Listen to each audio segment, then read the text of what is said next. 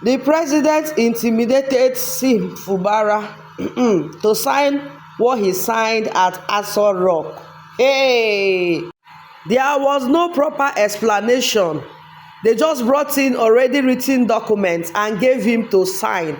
And the president told him that as the president, that he has right to do this, to do that. And Governor Sim Fubara had to sign. Oh God, oh, what are we in this country? This man don reveal wetin happen at Aso Rock.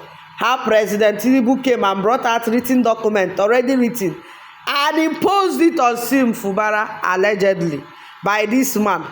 May we listen o, because fear no dey catch person for this Nigeria. Everything na just for their own interest and nothing more. It's well o. Dr. David Briggs. Of River State. I'm an elder statesman in River State, and I've been in and out of government. In a bit to answer your question, I think it's more important because I've had a lot of comments, and every person that has commented has always been on the why question. Why will Sim sign that kind of document? Why didn't he run away? Why did he not reject it? Why would the president present that kind of in a meeting? Why did Odele not reject it? Why? And I think that is not the best at this time. What is most appropriate is what happened. And that's what I want to address. What happened? Actually, the understanding, and I'm saying it from the primary point of view that I'm a participant in that purported meeting. I was there, so I'm a witness. So what I say is primary, not secondary. We are invited for a meeting, but that was not a meeting, because a meeting means opinion will be sought. There will be discussion between both parties, and resolutions will be reached. But that is not what happened. What happened is that Mr. President walked in with a written resolution, addressed us, and declare that what he has in his hand is a presidential proclamation, a presidential directive, and at the point withdraw and emphasize the fact that he is the president of the Federal Republic of Nigeria. Therefore, he can whip, and anybody who tends to say no to what he's saying, it has consequence. That is not democratic. That, in a simple layman word, is a threat. He wrote the resolution, but refused to read the resolution. Handed the resolution to Dr. Odele to read and interject. And each time he interjects, it comes with a subtle, polite, smiling insult. And thereafter, he asked the governor to speak. Now let's get it very clear. If you are in the position of the governor, what will you do? Get up and go? Say no to Mr. President with that kind of subtle but energetic threat? Realizing that back home you are fighting an internal aggression and division. If you are in this position, will you want to attract another external fight? The answer is no. So you see that our governor is very intelligent. Very humble, but very intelligent. Not just intelligent, but committed to the value of governance. At that point, I do not expect, Mr. President, and I'm not judgmental about it, it's not expected that the president talk about himself, if you think about the people. And that is the operational word of democracy. What does the people want?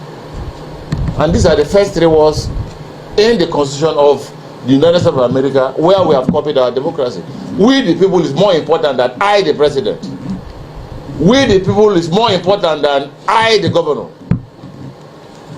And he gave that order and asked them to sign. And the governor simply made his statement. His statement himself is full of wisdom.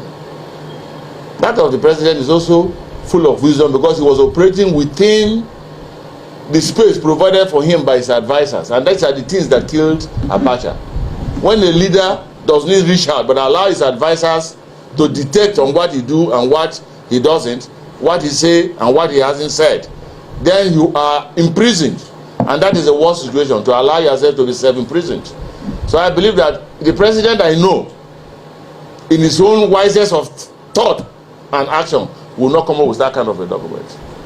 But that being the case, but one of us asked him a simple question, and to be specific, Advocate Amasimeka Hassan, Sim should do this, governor should do this, governor should do that.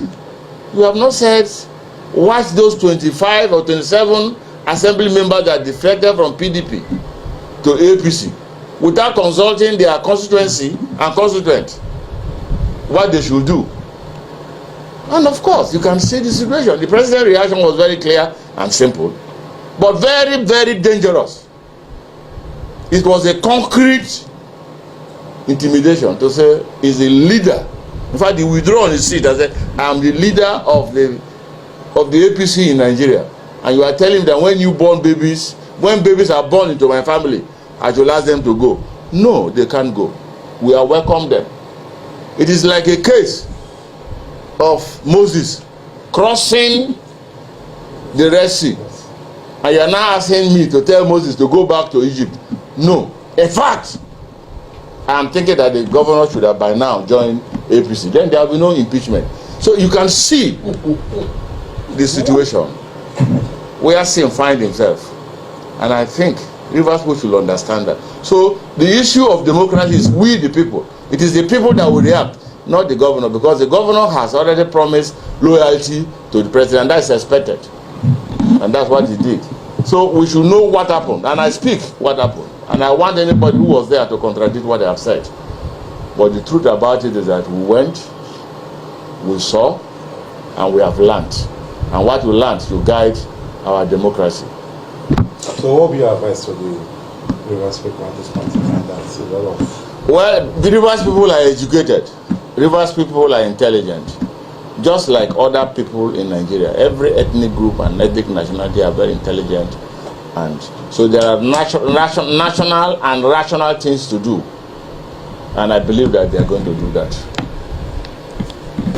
So as it stands now, the sacked or the removed lawmaker sacked today and treated on the issue of impeachment.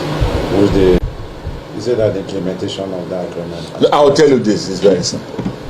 Why were we there? Why is Tinubu there? It's because of democratic setup. He has a beautiful house to live. I haven't been there, I haven't been to his house, but I was told that he has a very beautiful house, perhaps even better than the villa. But that villa is the foundation of democracy. And I do know that the president is on oath to uphold and protect the Constitution of the Federal Republic of Nigeria. And therefore, Nigerians are watching him, Rivers people are watching him, whether it's upholding by his pronouncement or he's allowing it fall and break by his pronouncement. I'm not in a position to say that. But I believe that there should be peace in Rivers State, and that's why the governor is saying. But Rivers people knows what is best for them.